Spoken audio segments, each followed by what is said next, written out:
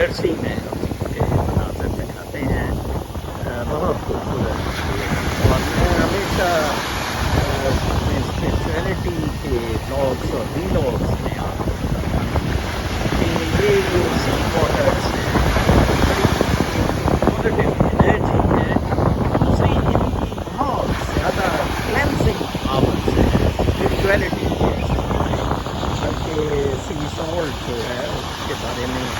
اکثر یہ کہا جاتا ہے کہ اسے اگر آپ کمرے کے کونوں میں رکھ دیں تو بہت زیادہ پیورٹی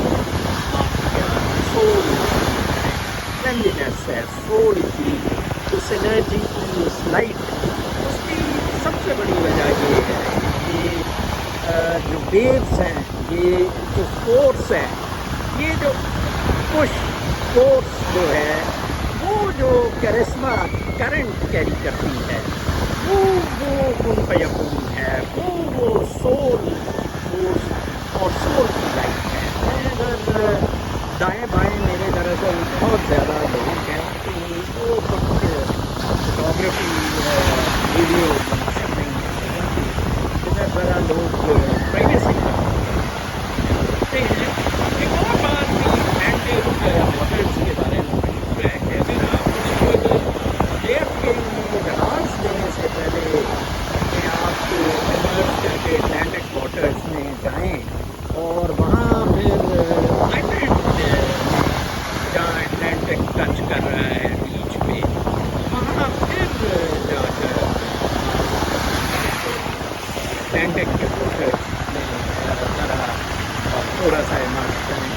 تو پھر آپ بالکل پیوریفائڈ فیل کریں گے کہ سمندر کیا بڑا کرشمہ ہے۔ اور میں سمجھتا ہوں جتنا پیس، جتنا سکون ساحل سمندر پر انسان کو ملتا ہے، اتنا شاید کسی بھی جگہ اور نہیں میسر ہے۔ میں خود سی سائڈ سی جیوگرافی میں رہا اور اتنی زیادہ پیورٹی، اتنا زیادہ سکون مجھے محسوس ہوا کہ یہ پاکستان کی بڑی بدقسمتی ہے کہ ہمارے یہاں بہت اچھا بیچ ہے، لیکن